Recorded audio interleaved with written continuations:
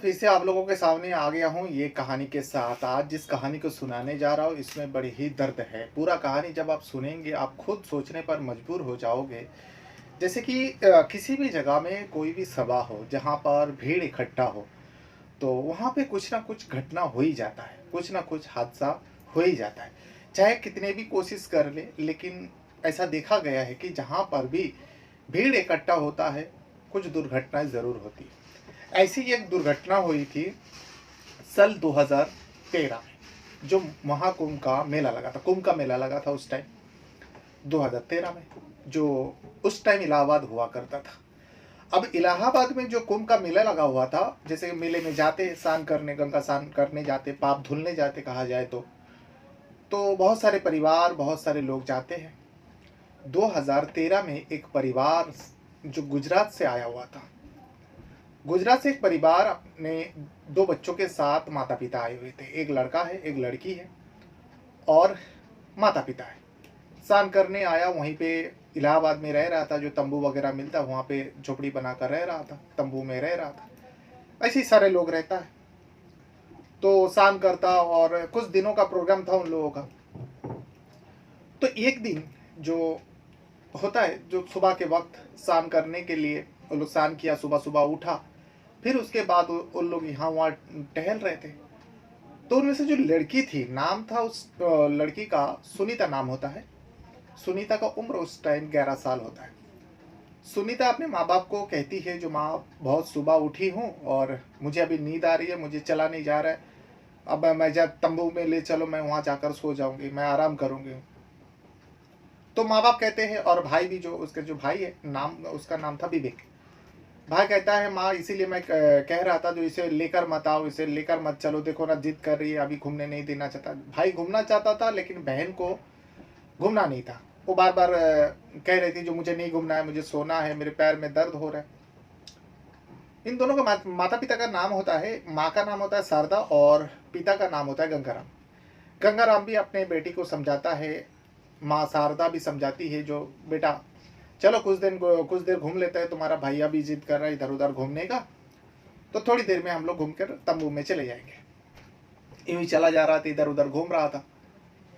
तभी जो है लड़की थोड़ा स्लो चल रहे थे, यानी धीरे धीरे चल रहे थे, पीछे पड़ रहा था बार बार। लेकिन माता पिता बार बार पीछे पलट के देख रहे थे, नजर रख रहे थे, हाँ बेटी आ तो रही है पीछे पीछे, लेकिन बहुत स्लो चल रही है। अभी ऐसे ही चल रहा था। कुछ समय जाने के बाद माता पिता जब अपनी बेटी को, सुनीता को, पीछे पलट कर देखता है, तो देखता है कि सुनीता कहीं दिखाई नहीं दे रहा है। माता पिता के होश उड़ जाता है, जो कहाँ चले गए, अब तक तो पीछे पीछे आ रहे थे। अब इन तीनों जो है, जो सुनीता का माता पिता और भाई, ये तीनों मिलकर सुनीता को ढूंढने लगता है। देखते ही देखते समय बीतने लगा, काफ़ी समय हो जाता है, लेकिन सुनीता इन तीनों को नज़र नहीं आ रहा था। तभी जो भी मिल रहा है उससे पूछ रहा है, किसी लड़की को देखा, 11 साल उम्र है, इतनी सी है, इसे देखने में, ये कपड़ा पहनी हुई। सारे लोगों से सब अनजान था, कोई किसी को जानता नहीं था, सब अपने अपने लोगों से ही साथ में है। तो किसी ने उस लड़की को नहीं देखा और कोई नहीं बता पाया। अब इन तीनों का बेचैनी बहुत ज़्यादा बढ़ जाता है। अब इधर दौड़ दौड़ भाग करने लगते, ढूंढने लगते। सोचता है कि हमारे तंबू में चले गए होंगे, लेकिन तंबू में वो इतना दूर कैसे जा सकती है, क्योंकि तंबू से बहुत दूर ये लोग घूम रहे थे। फिर भी तंबू में एक बार चले जाते हैं और जाने के बाद देखते हैं कि तंबू में तो कोई भी नहीं है। सारे सामान जो भी है वहीं पे रखा हुआ है, लेकिन वो लड़की नहीं है, सुनीता नहीं आई है, और आ भी नहीं सकती थी। लोगों को भी पता था, जो इतना दूर वो अकेले आ नहीं सकती है। अब इन तीनों जो है रोने लगा। भाई भी रो रहे थे, गंगाराम के भी आंख में आंसू थे। माँ के तो रो रो के बुरा हाल, मेरी बेटी खो गई और इतने भीड़ में अपने बेटी को कहाँ ढूंढूं। लेकिन भीड़ जहाँ पर होती वहाँ पे प्रशासन रहता है, वहाँ पे कुछ एनजीओ रहता है जो ये सारे काम करता है, देखभाल करते हैं। तो लोगों के पास जाते हैं, जो जहाँ जहाँ अलग अलग कैंप लगा हुआ रहता है, कैंप पे जाते हैं। जो मेरी बेटी गुम गई, 11 साल उम्र है, उस जगह से गुमी है, रो रो के अपना आप बीती सुनाते हैं। वो लोग भी आश्वासन देता है कि कोई बात नहीं, मिल जाएगा, शाम तक मिल जाएगा। ऐसे हर रोज़ होता है। कई सारे लोग बिछड़ जाते हैं अपने परिवार से, अपने लोगों से। हम लोग ढूंढ के उनके हवाले कर देते हैं, आप लोग परेशान ना हो, शाम तक मिल ही जाएगा। हम लोग पता करते हैं, हम लोग उस जगह पे लोग भेजते हैं। आपकी बेटी का कोई तस्वीर है, कोई मोबाइल में फ़ोटो वगैरह है। अब 2013 की बात है, तो उस टाइम सब सारे लोगों के पास स्मार्टफ़ोन नहीं था, फ़ोन भी नहीं था सारे लोगों के पास, तो स्मार्टफ़ोन की बात ही अलग थी। तो इसलिए उस परिवार के पास स्मार्टफ़ोन नहीं था। उन लोगों ने बताया नहीं, मेरी बेटी का तस्वीर, फ़िलहाल का तस्वीर तो नहीं है, बहुत पुराना तस्वीर था, वो भी घर पर है। तो उन लोगों ने कहा ठीक है, हम लोग ढूँढते हैं, आप लोग जिस जगह पे रुके उस जगह का पता बता दो।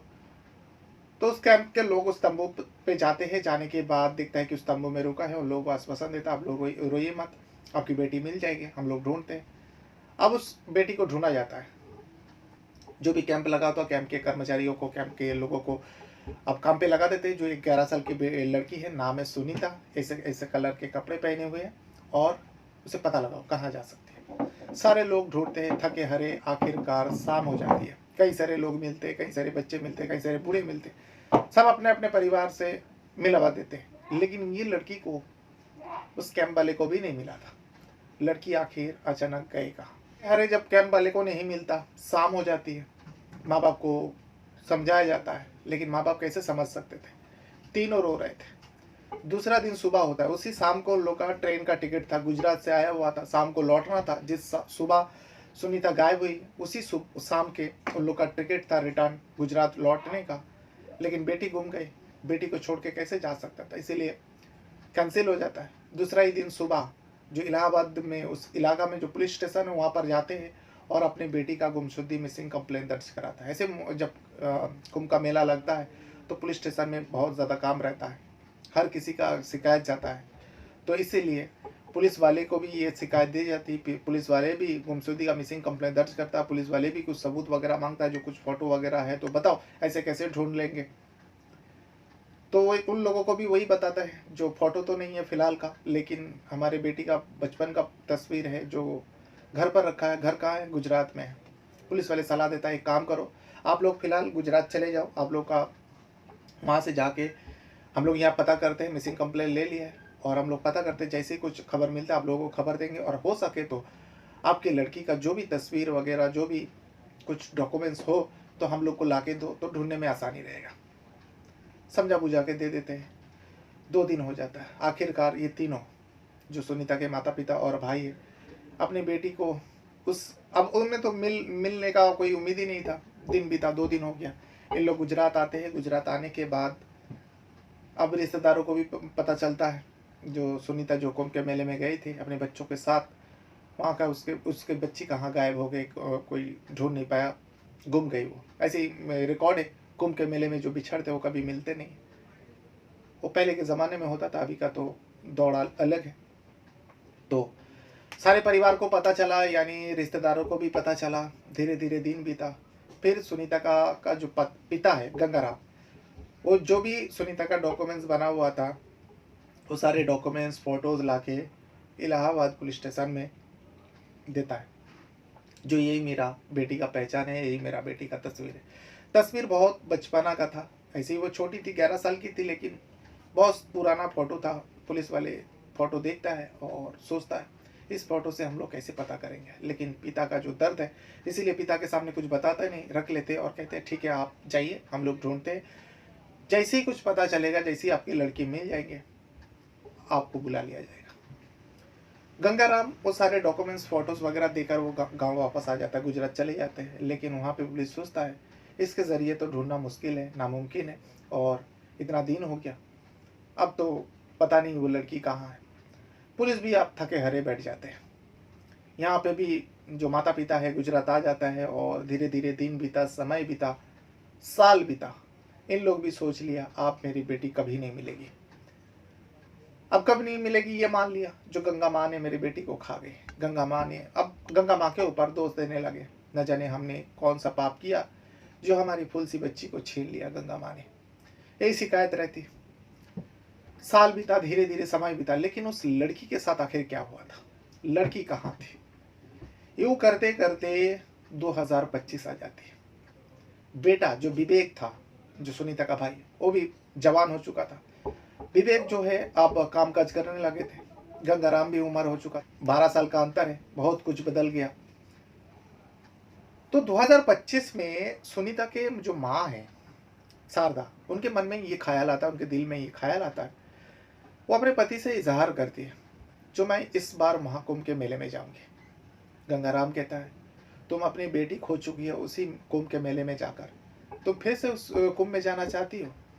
लेकिन शारदा माँ कहती है, सुनीता की माँ कहती है, नहीं, मैं गंगा माँ से जाकर ये कहूँगी, जो आखिर हमारा गलती किया था, हमने क्या कौन सा पाप किया था, हमने क्या गलती किया था जो जिसके चलते मेरी एक फूल सी बच्ची को आपने हमसे जुदा कर लिया, हमसे छीन लिया। बस यही मन में उम्मीद लेके, यही मन में आशा लेकर मैं गंगा माँ से मिलना चाहती हूँ, गंगा माँ के पास जाना चाहती हूँ। मेरी ये आखिरी ख्वाहिश समझ के इसको पूरी कर दीजिए। गंगाराम तो शुरुआत में नहीं मान रहा था, लेकिन सुनीता जिद पर अड़ी रही, रोते रही। आखिरकार गंगाराम भी मान जाता है। गंगाराम कहता है, ठीक है, अगर ऐसा ही है चलो ठीक है, हम भी चलते तुम्हारे साथ। तुम अकेली औरत कहाँ जाओगे? क्योंकि दोनों ही रहते थे घर पर। विवेक जो है अब वो बहुत बड़ा हो चुका था, कामकाज करने लगा था, वो मुंबई में रहकर काम करता था। अब विवेक को बताना ज़रूरी है, इसीलिए उन दोनों ने, माता पिता ने, गंगाराम और शारदा ने फ़ोन करके अपने बेटे को बताते हैं, जो बेटा हम लोग कुंभ के मेले में जाना चाहते हैं, महाकुंभ के, तुम्हारा माँ जिद कर रही है, जो जाएंगे। तो विवेक जो है परमिशन देता है और कहता है, ठीक है आप लोग जाइए, कुछ पैसे की ज़रूरत है तो हम भिजवा देंगे, लेकिन आप लोग एक दूसरे का ख्याल रखना, कुछ भी मुसीबत हो तो मुझे कांटेक्ट करना, मैं पहुंच जाऊंगा। एक बेटे का फ़र्ज निभाते हुए माँ बाप को बताते हैं। अब माँ बाप जो है महाकुंभ के मेले में पहुंच जाते हैं। बहुत आशाएं, बहुत उम्मीद माँ के था, जो गंगा माँ से जाकर शिकायत करेंगे, गंगा माँ से पूछेंगे। सुनीता आ जाती है। बल्कि सुनीता नहीं, गंगाराम और शारदा, जो सुनीता का माता पिता, वो लोग महाकुंभ में मेले में जाते हैं, गंगा में डुबकी लगाते हैं और माँ वही शिकायत गंगा माँ के सामने कर दी है। अब यहाँ पे देखिए एक चमत्कार देखिए, अब इसे क्या कह सकते हैं, चमत्कार ही कह सकते हैं। जो शारदा है डुबकी लगाने के बाद जब नदी किनारे में आती है, आने के बाद वो देखती है कि एक लड़की, उस टाइम औरत जैसे लग रही थी, लड़की तो नहीं थी, एक औरत बार बार उसे घूरे जा रहा था, टिकटिकाए देख रही थी। शारदा भी कुछ महसूस करता है, शारदा के भी नज़र उनके ऊपर पड़ती है, वो भी टिकटिकाए देखने लगती है। वो लड़की थोड़ा और करीब आते हैं तो शारदा का जो पति है गंगाराम भी था, गंगाराम को शारदा बताती है, देखो ना वो औरत जो है मुझे बार बार घूर रही है और देख रही है, ना जाने मुझे भी ऐसा कुछ लग रहा है जो, और उस औरत के साथ मेरा कुछ कनेक्शन है। गंगाराम भी देखता है तो देखते ही रह जाता है। वो लड़की गंगाराम को भी देखती है। देखने के बाद वो लड़की जो टिकटिकाए शारदा को देख रही थी, वो थोड़ा और करीब आते हैं। जैसे करीब आता है, शारदा की नज़र टिकी रह जाती है और वो लड़की शारदा के गले लग जाती है। गले लग के फूट फूट के रोने लगती है और कहती है, जो माँ तुम कहाँ चली गई थी मुझे छोड़कर। जैसे ये बात वो कहती है, शारदा भी अब फूट फूट के रोने लगता है, उसके चिपक जाता है, उसे गले में लग जाती है, एकदम कस के पकड़ लेते, एक दूसरे से माँ बेटी मिल रही थी और दोनों बहुत रोता है। फिर गंगाराम के गले लगते हैं वो लड़की, गंगाराम भी रो रहा था। अब इन तीनों को पता लग गया था, ये दोनों, सुनीता को पता लग गया था, सुनीता पहचान चुकी थी, ये दोनों माता पिता है मेरे, और इन दोनों को भी लग गया था जो ये मेरी बेटी सुनीता है। अब वो भी बड़ी हो गई, जवान हो गई, सिंदूर लगी हुई थी, यानी उसके शादी हो चुका है। एक लड़का वहाँ पर मौजूद था। वो लड़का आता है, आने के बाद पूछता है, सुनीता कौन है ये लोग? सुनीता कहती है, इसी से तो मिलने के लिए मैं आपसे बार बार रिक्वेस्ट किया, आपको लेकर मैं यहाँ पर आई, यही मेरे माता पिता है। वाकई भावुक कर देने वाली ये कहानी। अब ये तीनों तो मिल जाता है, उस व्यक्ति के बारे में बताता है, उस लड़का के बारे में बताता है सुनीता बताती है, माँ पापा, इनका नाम संजय है, मेरे इनसे शादी हुई है, ये मेरा पति है अभी। अब उसे भी आशीर्वाद देता है माता पिता, और चारों जो है एक अंतिम जगह पे जाता है। जाने के बाद अब पूरी कहानी जानना था, आखिर हुआ क्या था 2013 में उस लड़की सुनीता के साथ। सुनीता, संजय, गंगाराम और शारदा चारों एक जगह में जाते हैं, और जाने के बाद सुनीता से जब गंगाराम और शारदा पूछती है तो सुनीता बताती है, हाँ माँ, मेरे को उस दिन ठीक से याद तो है मेरे साथ क्या हुआ था। मैं जब जिद कर रही थी मैं तंबू में जाकर सोऊंगी, मुझे आराम करना है, आप लोग आगे आगे चल रहे थे, मैं पीछे पीछे चल रही थी। इतने में मैं थोड़ा पीछे हो जाती हूँ तो आप लोग बार बार पलट के देख भी रहे थे, फिर मैं जाती हूँ, धीरे धीरे चल रही थी। तभी दो आदमी मेरे पास आते हैं और कहते हैं, अरे तुम तो मेरी तंबू के बाजू में रहते हो ना, और तुम्हारे माँ बाप कहाँ है? तुम्हारे माँ बाप भी तो था, तो मैं कहती हूँ, वो देखो ना आगे जा रहे हैं, मेरे माता पिता है, मेरे भैया है। तो वो दोनों कहते हैं, तो फिर तुम इतना पीछे क्यों चल रहे हो? तो मैंने कहा, जो मुझे तंबू में जाना है, मेरे माता पिता लेकर नहीं जा रहे, भैया को घूमना है। तो वो दोनों व्यक्ति कहता है, अरे मुझे तो पता ही है तुम्हारे तंबू का है, क्योंकि हम लोग तुम्हारे तंबू के बगल में ही है। तो एक काम करो, हम लोग तंबू में ही जा रहे हैं, तुमको नहीं जाना है माता पिता के साथ, तुम हमारे साथ चलो, तुम तो अपने तंबू में जाकर सो जाना। अब 11 साल की लड़की थी, उन दोनों के बातों में आ जाती है। सुनीता बाकायदा ये बात गंगाराम और शारदा को बता रही थी मिलने के बाद। अब उन दोनों के साथ वो चली जाती है। जाने के बाद थोड़ी ही देर में जब वो दोनों के साथ जा रहे थे, उन दोनों कुछ नाक में उसके सूंघाते, फिर उसके बाद उसको कुछ होश ही नहीं रहता। अब वो दोनों का काम था, वो दोनों उस लड़की को लेकर एक गाड़ी में बैठते हैं और सीधा इलाहाबाद से कई किलोमीटर दूर चले जाते, बल्कि उत्तर प्रदेश भी छोड़ देता है। वो दोनों उस लड़की को लेकर सीधा बिहार पहुंचता है। बिहार जाने के बाद कुछ दिन उस लड़की के साथ रहा। रहने के बाद उस लड़की को बिहार के बाद सीधा कलकत्ता ले जाता है। कलकत्ता में ले जाकर एक कोठे पर भेज देती है। अब एक छोटी सी लड़की थी, उस लड़की को एक कोठे पर भेज दिया जाता है। लड़की तो बहुत रोई, बहुत गिड़गिड़ाई, लेकिन इन लोगों को कहाँ तरस आने वाला था। ये लोग मानव तस्करी का जो धंधा जो करते थे, पैसे के लिए कुछ भी करते थे। कोठे पर भेज देता है। वो लड़की वहां पर 6 साल तक रही। 2013 से लेकर 2019 तक कलकत्ता में एक कोठे पर रहा। वो वहाँ पे जो कुछ भी उसे कराया जाता वो करती। आखिरकार ये लड़की भी बड़ी हो चुकी थी, अब 17 साल की हो गई थी, जवान हो चुकी थी। अब इस लड़की को, सुनीता को, कलकत्ता से सीधा दिल्ली भेज दिया जाता है। तब तक इसे जो है, अब इसे लग गया था जो अपने माँ बाप से कभी नहीं मिल पाएगा, बस यही इसकी ज़िंदगी है, पर ऐसे ही जीना है। दिल्ली में जिस्म परोसी का धंधा में उसको फिर से भेज दिया जाता है, जो जेपी रोड पे स्थित है। वहाँ पर किसी जगह पे किसी व्यक्ति ने लेकर आया और किसी को बेच दिया। अब लड़की दिल्ली में रहती थी, दिल्ली पर वहाँ धंधा करती, यानी जिस्म परोसी का धंधा करती। कई सारे लोग आते, उसका जिस्म का सौदा होता, पैसा चुकाते, उसके साथ संबंध बनाते और चले जाते। वैसे ही एक लड़का था, नाम था उसका संजय। संजय उसके पास जाया करता था, सुनीता के पास, और ये रेगुलर कस्टमर था। जब भी संजय उस बाजार में जाता जिस्म परोसी का, वो सुनीता के पास ही जाता और उसी के साथ वो संबंध बनाता। संजय बार बार जाता था, सुनीता से पूछताछ करता, सुनीता से बातचीत करता। संजय को अच्छा लगता था सुनीता, इसीलिए दोनों के बीच में दोस्ती हुआ, फिर प्यार हुआ। भले ही जिस्म परोसी का धंधा करता है, लेकिन संजय को सुनीता से प्यार हो गया। सुनीता सब कुछ बताया। अब संजय को लगा जो सुनीता को बाहर निकालना चाहिए और इसके साथ मैं ज़िंदगी जीऊँगा। इसका कोई नहीं है, मैं इसे सहारा दूंगा, मैं इससे शादी करूंगा, इसे दुल्हन बनाकर, पत्नी बनाकर रखूंगा अपने घर। लेकिन बहुत मुश्किल है, वैसे बाज़ारों में से किसी लड़की को लेकर उड़ना बहुत ही डिफ़िकल्ट है। लेकिन संजय बार बार जाता था, इसीलिए पता था संजय जिस आदमी के अंडर में वो लड़की सुनीता रहती थी, यानी किसी के हवाले सुनीता को जब भी बाहर जाना होता, जो उस कोठे का मालकिन होती, एक आदमी को ज़रूर भेजता सुनीता के साथ, ताकि ये भाग ना जाए, उसके ऊपर निगरानी करते। तो सुनीता जब बाहर जाती है, सुनीता पहले से संजय को बताया था जो मैं इस दिन बाहर जाने वाली हूँ और मेरे साथ ये व्यक्ति रहेगा। उस व्यक्ति को भी संजय जानता था, वो दलाली का काम करता था कोठे का। सुनीता बाजार जाती है, संजय उस दलाल से मिलता है और कहता है, देख भाई, एक अच्छा काम कर दे, तू कैसी ज़िंदगी जी रहे, मुझे सुनीता से प्यार हो गया। तू तो जानता ही है मैं कोठे पे जाता हूँ, सुनीता से पर जाता हूँ, लेकिन अब मैं सुनीता के साथ पूरी ज़िंदगी जीना चाहता हूँ, उसके साथ शादी करना चाहता हूँ। पहले तो वो व्यक्ति सीधा इनकार कर दिया, जो तू पागल हो गए क्या, क्या कह रहा है, ऐसा कभी नहीं हो सकता, तू नहीं जानता इन लोग का पहुँच। लेकिन संजय आखिरकार उस व्यक्ति के सामने बहुत कुछ बातें बताता है, ज्ञान की बातें बताता है। तो आदमी सोचता है वाकई ये संजय जो कुछ भी कह रहा है सही तो कह रहा है।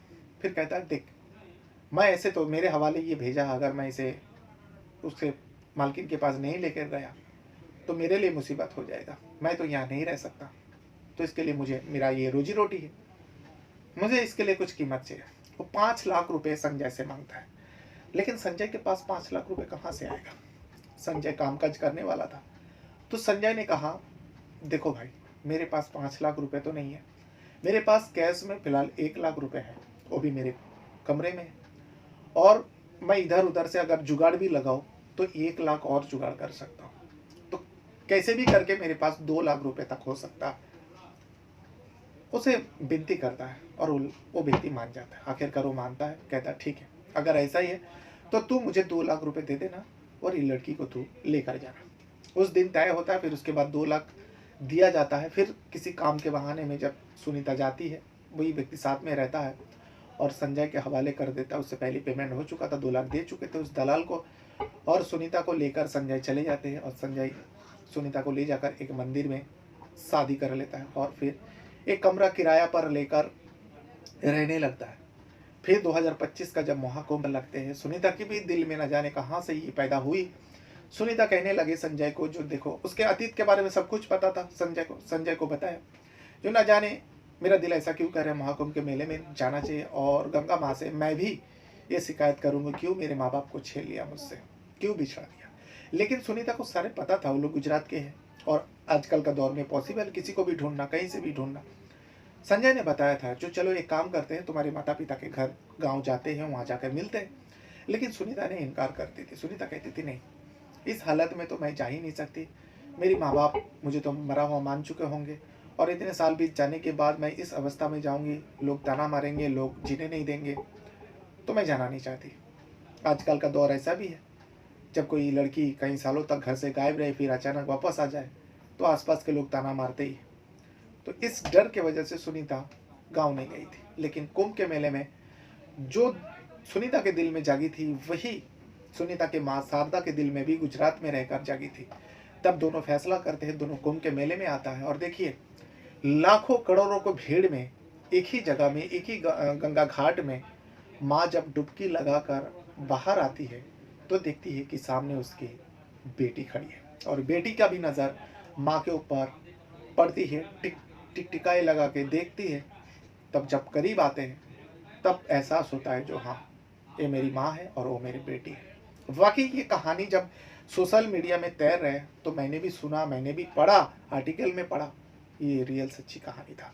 तो इसीलिए कि सोचा कि आज की वीडियो में मैं जो स्टोरी बाय रहमान पे इस वीडियो को मैं अपलोड करूँगा, आप लोग भी इस कहानी को ऊपर अगर कुछ कहना चाहते हैं, कुछ बोलना चाहते हैं, तो वीडियो के कमेंट बॉक्स में आप अपना राय ज़रूर दीजिएगा। एक रिक्वेस्ट रहेगा, जिस पे वीडियो को आप मेरे चैनल पर स्टोरी बाय रहमान पर देखते हो, उस वीडियो को छोड़ने से पहले आप लोग प्लीज़ एक लाइक ज़रूर कर दिया करें। लाइक से आपका कुछ नहीं जाएगा, लेकिन मेरे जो मनोबल है वो बढ़ेगा और ऐसी ऐसी कहानी सुनाने को मन करेगा, दिल करेगा।